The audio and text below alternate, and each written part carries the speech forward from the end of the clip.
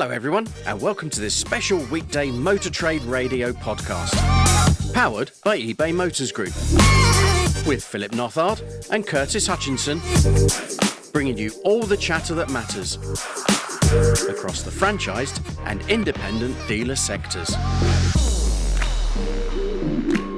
Well, hello everyone. It's been 2 years since we last spoke to John O'Hanlon, CEO of Waylands Automotive, and a lot has happened since then with more sites, more brands and more awards. By way of a quick background, John led the Newbury-based Ridgeway Group until its sale in early 2016 to Marshall Motors. Then, in November 2017, he launched Waylands Automotive after buying a Volvo business in Reading from Jardine. And he had an ambition to grow the new business along the M4 corridor. 5 years on, and John and his team have expanded the group to 11 sites, including five Volvo showrooms in Reading, Newbury, Oxford, Bristol and Swindon, 2 Kia sites in Reading and Bicester, 2 MG sites in Oxford and Newbury, and a multi-franchise Waylands E electric used car showroom in Newbury. This coming week sees the opening of a new site in Swindon. That will see a Volvo showroom opening. And that marks Wayland's biggest investment yet.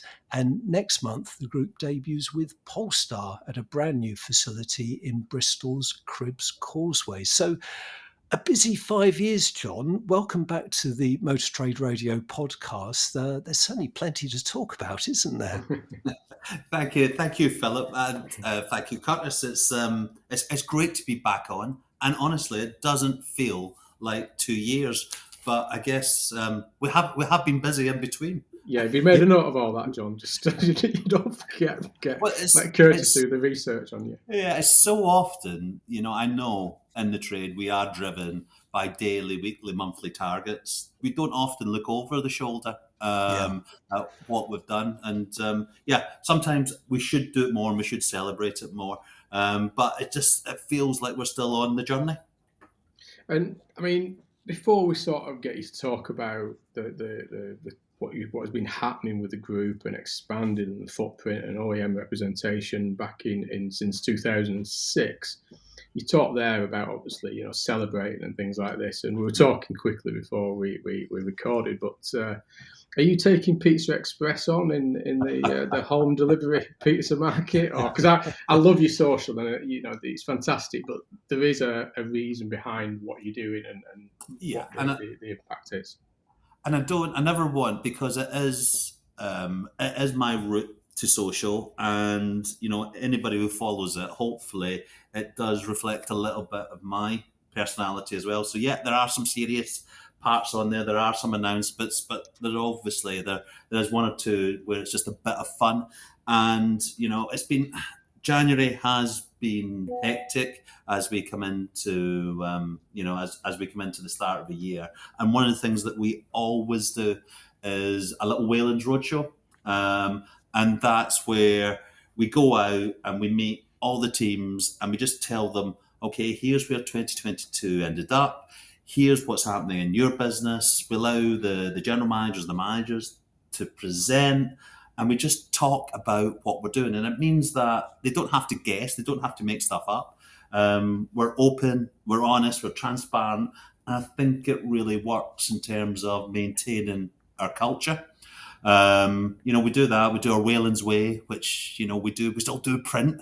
We do a lovely glossy magazine of where we are, what we're doing. And I think that and our staff engagement piece, works. And that's why we got our 98% staff recommend, Waylands as a place to work. And that is a lot of hard work, but it's so important. It's so important to everything we do. We build fantastic facilities. We invest a lot in training. And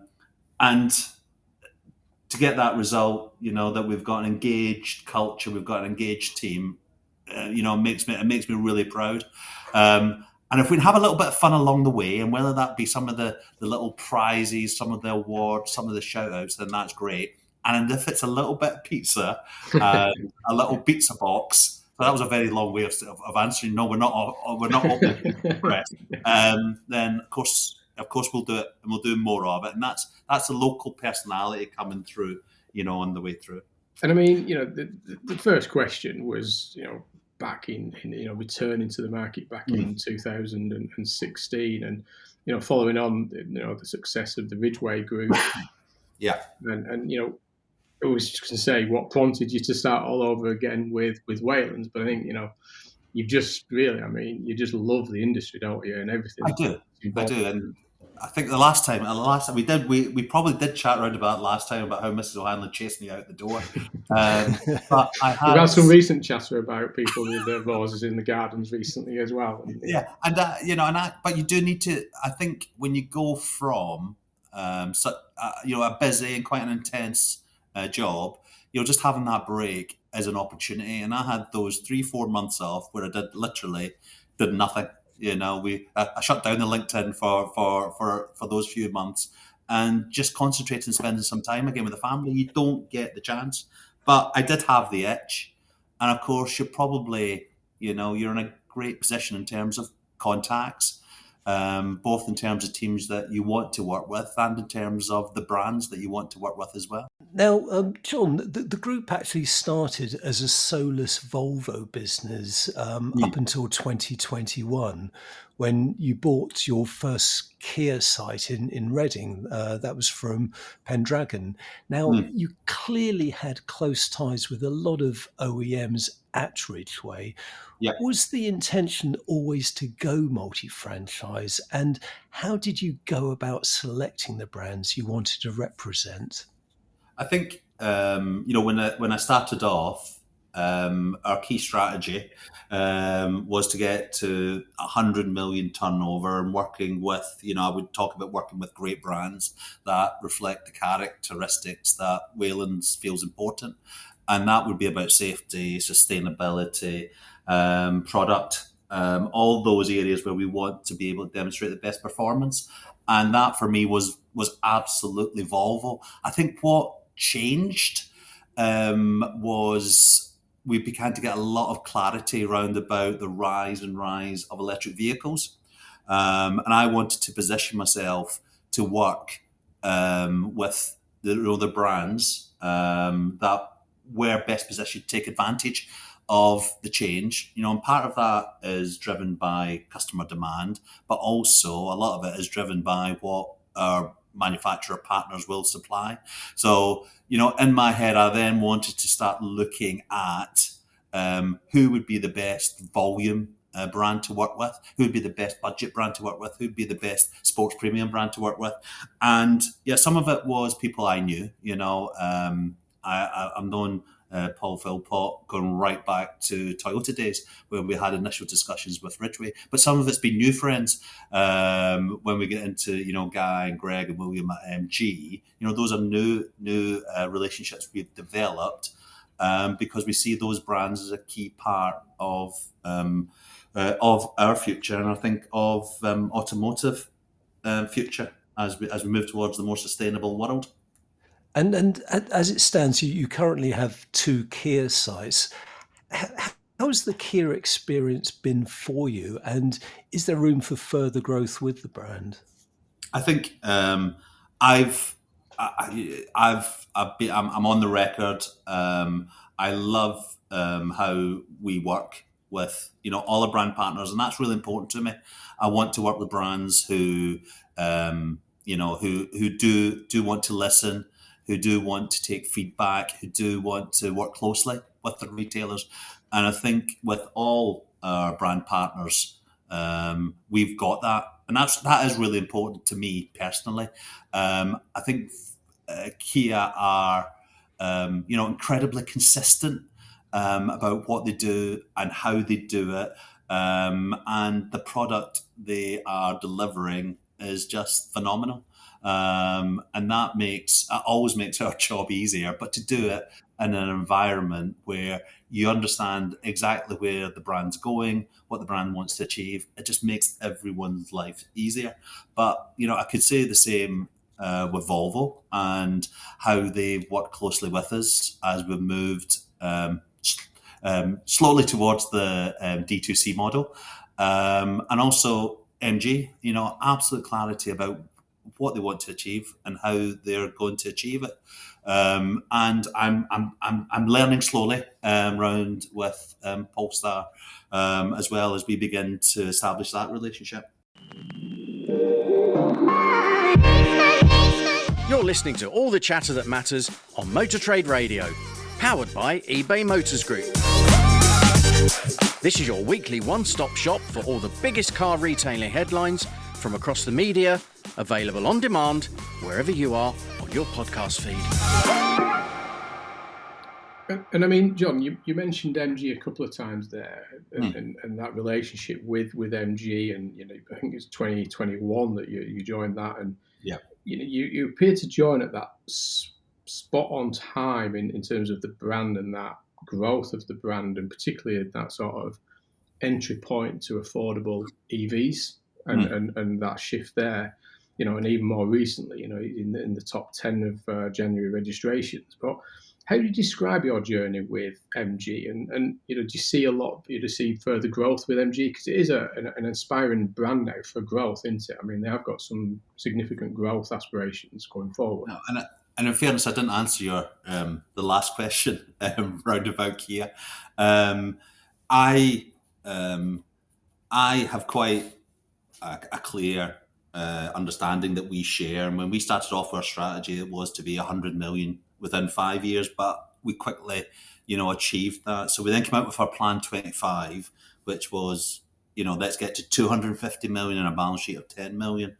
We're close on doing that this year in 2023. So it's then, where do we look beyond that? And I think that's why we've then looked again at another 5-year plan, and that's about creating a 500 million or a 16,000 unit, because we won't be able to measure turnover in the same way going forward as more of those agency models roll out.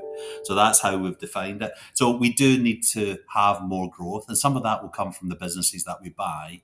But absolutely, we will look for more opportunities, and we will look with our partners that we've got. It's always easier to work and grow with existing partners. You understand their systems, their people. You've got a little view in terms of what the product looks like coming through, but they also understand you. So we've always been clear in terms of what makes a Waylands business a Waylands business. And, we've achieved more scale, even quicker than I thought. But I think that's because, we're a bit more familiar with how to achieve it. And when just to slow down a little bit, we have spent on top of investing in the leases, we've also spent close on £10 million in and around our infrastructure. And Curtis, you mentioned the biggest one will be £5 million on Swindon, but that will be our last major investment for Volvo as it stands. That we are now have full Volvo retail environment. Showrooms. We've got some money to spend with Kia, but again, it's not quite the same level of investment in terms of taking down a showroom and rebuilding it. So by the end of the year, we'll have all our estate, our property done, which allows us to become much more cash generative. And from there, we can look up. So it's make what we've got beautiful, begin to dominate our local areas, and then look at what the next opportunities that are coming through. And John, next up is Polestar with this brand new site opening next month in Bristol. And this will be one of just, I think, 6 sites in the UK representing Polestar. Can you tell us how this came about, and also how different a proposition is this? Because Polestar operates a direct sales agency proposition. So can you just talk us through that? Yeah, and it's very different. But I suppose I as soon as I understood what Polestar could become, I wanted to be involved. I actually had a deposit down on a Polestar One. I went out and test drove it out in Gothenburg. And that got me much more excited as you began to see what else was coming through in terms of product. And it's not entirely unique, but it is, almost unique in terms of being a sporty premium fully electric vehicle offering that wants to define where it wants to go. And part of that is taking the car to customers today. And I think it's a fairly well trodden path. So we're opening a space in the Cribbs Causeway in Bristol, which is a huge shopping mall. Lots and lots of footfall. We've actually had a car in possession, and every time I go to have a little wander through and visit the site, actually the car's surrounded, and we know there's so much more product to come through in terms of 3, 4, 5, and the little sports car on 6. So they have a stunning range of product, but they're trying to do it in a slightly different way. They're trying to do it focused around the customer, and that's a little challenge for your traditional motor retailer mindset, where we would want to be, if a customer's in a showroom, they've probably done most of the research, and they're probably quite far down the funnel. Whereas with electric vehicles, and particularly a new brand electric vehicle, they'll probably be a little bit further up. The decision making takes longer, so we've got to I think we've got to make sure that we look after them. And I think the way Polestar are doing that in terms of educating, informing, building the bond with the customer, selling a lot of the credentials of Polestar. And that's when you get into things like life cycle analysis and some of the sustainability and how they work round about that. The range on the new cars is on a Polestar 2 will be over 600 kilometers. There's lots and lots we can talk about round about that, but to do it in a sporty and a progressive way that will appall, some of the old, gasoline lovers out there who want noise, and an electric car can deliver a sporty ride, can do it in a very, very exciting way, and I think we shouldn't shy away from that part. So yes, it is different, but I think I'm genuinely excited about this, almost a new way of working in partnership, because it's not wholesale, it's not true agency, it's a combination. That could be quite exciting for a small player who wants to grow quickly. And in terms of how you're representing Polestar, can you just describe to listeners what your Polestar unit looks like? Is it a showroom within a shopping centre, or is it a retail outlet? It's very difficult to explain. Yeah. And it's almost a combination of a museum come cathedral come very, a very up to date, technical space. It's a lovely space to spend time in. And I was lucky enough to visit another dealer's space, and I just sat there and just watched the world go by. It's great. So you've obviously got cars on display. You've got the ability How many units would you have in there typically? in terms of cars. Yeah. So I think we can get 3 cars in Yeah. easily. So what you've also got is car parking outside for the demonstrations. So I think going forward as the range grows, you get to use that space for not so much display, but allowing the customer to actually get to know the cars as they come through. And just to follow up, I mean, you mentioned agency, and it's a kind of quasi-agency setup with Polestar, but it's quite interesting, the portfolio that you've got within the group, because you've got Volvo, who are going over to agency within the next few months, Yeah. Kia and MG both sticking with the franchise model. So I'm just wondering, operationally, how much does it impact the group running this mix of agency and non-agency? And I was interested in what you said earlier about, even looking at things like turnover for the group. You won't, that will change as a result of some of your brands going down the agency route. I think I'm less worried about the challenges for the group. I think we can deal with those. We work with and we have brand specialists alongside me, so we don't try to apply a one. This is exactly how we deal with every single. We can be bespoke to the brands, and I think the brands would expect that and demand it. So yeah, we've got a lot of the same systems and processes and procedures, but we do it to fit around and alongside what the brand would demand. So I think we can work alongside it. I think if you look, the wholesale model is tried and proven. The agency model has some real potential wins and opportunities. If we can take out I guess the most frictional element for a lot of customers is the price. So if we can take that out, that's a big win. If we can actually have quicker delivery because we're on a national stock rather than a local stock, you can put those big ticks in the box. However, we are looking at systems, we are looking at speed of response on pricing, and all those things. Should worry a dealer, should make a dealer think about it. And I think my view on that is to be as involved as possible, to work alongside, our partner, and to try and get as best position for it to work. I think Volvo has been really clear. They don't want to launch an agency until. I guess it'll be one of the stories you'll be picking up elsewhere.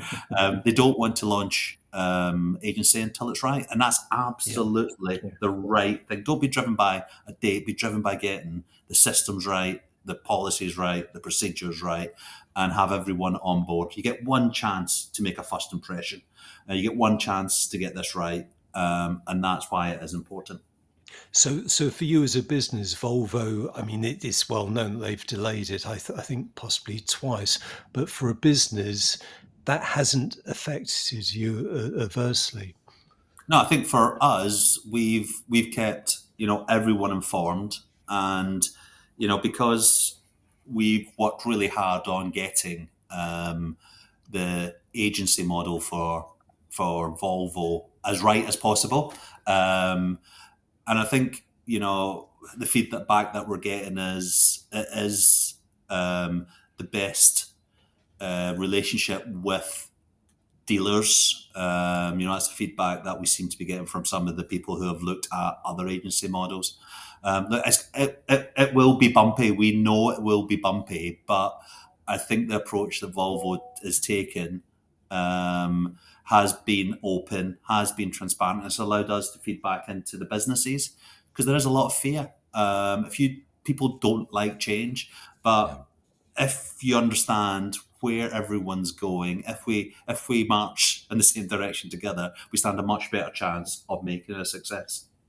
Yeah, and I think just conversations I'm having across the network. I think it's got to work for the manufacturer, the OEM. Yeah. In the reasons they're moving into agency, whether that's pricing, customer relationship, and contact, and other reasons, and electrifications and connectivity across the sector and everything else. It's got to work for the retailer that you're where you're sat. It's got to work ultimately for the customer. Yeah. So it's for all three parties involved. It has to work. And to your point, there may be some bumpy rides because it's change and processes and systems need to change and relationships need to change. But essentially, if it's all getting to that end goal, which is all about customer retention, pricing and things like this, ultimately you'll get there. It's just the timing and the transition towards that. But the intention's right, isn't it, for the end result? And whether it's full agency or a hybrid of franchise model and agency because of financial impacts on the OEM and things like this, it's essentially the same result, isn't it? Yeah, and I think that's where each manufacturer can choose. There doesn't have to be a rush to a certain, because it won't work. And I guess that's why we've seen, certain franchises say, yeah, no, it's not for us. And I think if you've got a premium, it's certainly it should be an easier decision to make. And I guess we'll see. We'll see how Mercedes is affected. I guess first and foremost, and then we'll see what comes out of the rest. Where I want to be is with, as I've said before, brands that reflect Wayland's characteristics, but also brands that are growing. And, all our brands that we're working with will take more market share and will sell significantly more cars this year and next year. And that gives me the confidence that, yeah, it might be a little bit of disruption around certain brands, but it's about the work that we do to make sure that's as smooth as possible. Yeah, it's that long term, isn't it? That's Yes. the thing, isn't it? That with the way the market is moving. And I mean, you touched on it a little bit earlier in terms of the ambitions of growth and the Plan 25 and what's next and things like this. And you've grown the business predominantly through acquisition of existing businesses and then building new sites. What do you see as the advantages or disadvantages of doing it that way? Is it a clear plan that you've had, or is it just by chance that those are the opportunities that became available to you? No, I think it's we set our ambitions early to grow a scaled business as quickly as we could, and I think I've been an advocate for businesses to grow, or you've got to make another decision. I think it'll become harder. The levels of investment that you have to make, and the latest just being around electric vehicles. These are big numbers, and you do need to be able to share some of the costs, some of that investment around the business. If you want to play in the same park as some of the biggest players in the industry, you do need to be a certain scale. I guess with Waylands, what we won't do is, just grab any dealership. We only want to work with partners that reflect our values, and we want to work within a certain geography. Because if you can work, you can then begin to build the brand, and actually you will go around. You can visit if there's a problem or if there's an opportunity. You can visit it much more quickly. We make decisions. We can make them quickly. We can look each other in the eye, and that's one of the downsides. As you get bigger, some of that. It does become harder to have those personal relationships, but that's why you find other ways of making sure you are talking. And it is a little bit more formal because you do have to do roadshows, but they can still be fun. You still have to, it's making the effort to make sure that you are writing, you are communicating. And it's never been as easy to do more of that communication than ever. So, yeah, we still do, absolutely do our weekly Teams calls that we started. They were daily, in fairness, back at the start of COVID, but it was something that we know the general and the sales managers actually enjoyed. Yeah. So we've just kept them in. So, those are the little things that it is easier to do, but maintaining that relationship and that local relationship, working with, a select number of brands are all the areas that I think make it work. And as you get bigger, you can buy things cheaper, you can get more advantageous prices, and you can make investments in the middle that then you can spread the cost over more. So that's all the advantages. The disadvantages are, it does mean I've got to get around a little bit more. Yes. It's a bit harder to remember absolutely everybody's name. I'm But sure they'll accept that. They'll be all right. But I think You're all right. I think because we did it with Ridgeway, I know the track that I'm going on. We're just doing it a little bit quicker, and that's I was just funny enough. I was looking back, and next year, we'll be approaching 233 million in terms of a turnover, up from 168 million this year. The balance sheet this year will be over 6 million. It took us 10 years to achieve that with Ridgeway.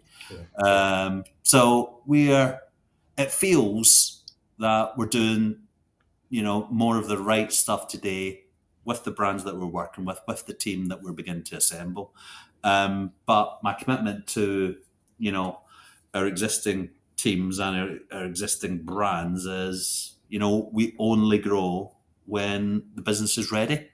And I've seen what can go wrong if you just grow for all the wrong reasons. And that's really important to me. I want to be able to go home, put my head in that pillow and sleep at night. And talking, you've covered it there, and you've come out of the blocks very quickly in terms of this year already with what you've got on with the Polestar and the Volvo and everything else. But for 2023, we know you've got your 5-year plan, and you have to keep, as you achieve it in 2 years, and you have to look at the next 5-year plan. But what's your ambition for 2023? What do you want to get, in terms of growth, further acquisitions, or whatever? What is your short term, or is it again just to take stock of what's available when it presents itself? I think if you look at what we've done in the last 2 years, we've taken, and this was the part I always just like to just have that little, and sometimes you forget what you've done, but we took on 3 new sites in 21 and opened Fawcett's as a new VRE. In 22 we had Kia and Bicester and MG in Newbury, and then Waylands E. Great time to be going into electric vehicles. Just as the residuals were becoming a little bit more challenging, but it was fantastic for us in terms of understanding a much wider portfolio of cars. We started doing working alongside Polestar in October on their deliveries. We'll open Swindon next week. We've got, so there's still, that's a lot. It's a lot for a business that was, I guess, 120 million not so long ago at the beginning of that time. So we're talking about doubling the scale of the business, however you measure it. So it's getting that in, getting it bedded in, making sure everything we do is slick. We'll finish our investments, and then I'll be honest with you, we'll stop and we'll sniff the air. Take stock. We'll take stock. And I think because that, will fulfill 2023, and then we look at where we are, and primarily we'll look with our own brands that we work with today, and then go from there. Well, John, we've now reached the part of the interview that I know you've been particularly looking forward to, because we're going to have a quick fire Q&A round, which is the first time we've ever done this on the podcast. So you'll be setting the bar for future guests. So starting, well, we'll never do it again, John. Depends which way this goes. Yeah, Curtis, I want to have it. I want to have it recorded. I am the reigning Motor Trade Radio quiz champion. You might be the only one at the end of this job. But that was quite a long time ago with a different compare. Oh yes, of course. Now we've tried to make this as topical as possible. So starting with Beyonce or Adele. Oh, I'll go Beyonce. All the single ladies. Oh yes, you get into the concert that song's very about me. Football or rugby? Well, anybody that knows me will know it's football all day long. But after Saturday, I don't know. I might just have football. You're turning. Okay. Yeah. Here's a tough one. Go on. Fish and chips or Chinese takeaway? That's I've always been more of a Chinese takeaway. I'll bring you back up a level now. Box or box sets? Box sets, I'm afraid. Sorry. I think I know the answer to this one, but Twitter or LinkedIn? Well, am I broadcasting or am I reading? Either or. Well, I do like, for business it's LinkedIn. So I'm not allowed to choose this. It's got to be LinkedIn, hasn't it? Yeah. Top Gear or Grand Tour? Oh, Top Gear. Oh, that was decisive. That's an easy one. Obviously didn't like that new concept of the Grand Tour. Yeah, okay. Apple or Android? Apple. I'm sorry about this one in advance. Bitter or lager, John? I can't have a stout. Oh, or a finest pale ale. I'll go bitter. CD or vinyl?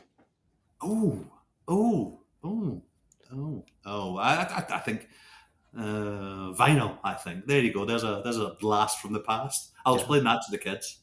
Yes, yeah. I think these last two should be the other way around, but I'll go first with this one. So, strictly or dancing on ice? Oh, strictly all day long. And the last one, Happy Valley or Broadchurch? Oh, I've missed out on the whole Happy Valley thing, and it's one of those ones that I do feel I missed out. So yeah, Broadchurch, old Doctor Who there, yeah, kept me on my toes. Yeah. Well, Happy Valley, my area, all that was. I spent the week explaining where places are around here, but Happy Valley. So yeah, bring you up north a little bit there, John. I watched JFK with my oldest. I was there. On the grassy knoll. Yeah, and I stood on the grassy knoll. It's not quite the same if you actually haven't been there, but that was one of the highlights of our little Dallas experience. Brilliant. I mean, it remains to say, I mean, we've covered a lot there, all the way from your growth, your investment, and where you've come from, an agency model, and what's around the corner, and everything alongside that. So, and I can't believe it's 2 years since you were last on the podcast. That's far too long, and that's our fault, not yours. So, as always, it's been an absolute pleasure listening to you. And thanks for giving up the time, because you are busy with what's going on in the business. So, and hope you'll get rid of your cough soon. Curtis has got rid of his man flu that he had last week. I think it was just a cough, really, John.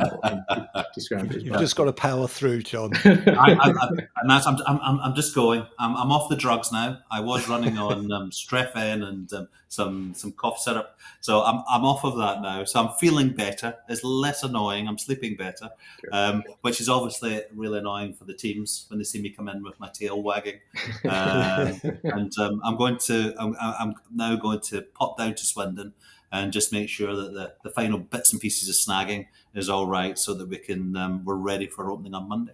Fantastic. Well, it remains to say, we wish you all the best. Look forward to seeing it when it's open, and everything else from the Polestar update and everything after that, and anything else you're doing as your tour of the sites and your visits and what's going on for your social media feeds through LinkedIn, etc. But again, wish you and everybody in Waylands the best, and congratulations on everything you've done, and thanks for coming on today. Brilliant. Thanks, Philip. Thanks, Curtis. Great to have you back on, John. Thanks very much. Thank you for listening to this special weekday Motor Trade Radio podcast, powered by eBay Motors Group. Philip and Curtis will be back with the week's big motor retailing headlines on Saturday. Live, on demand, wherever you are, and on your podcast feed.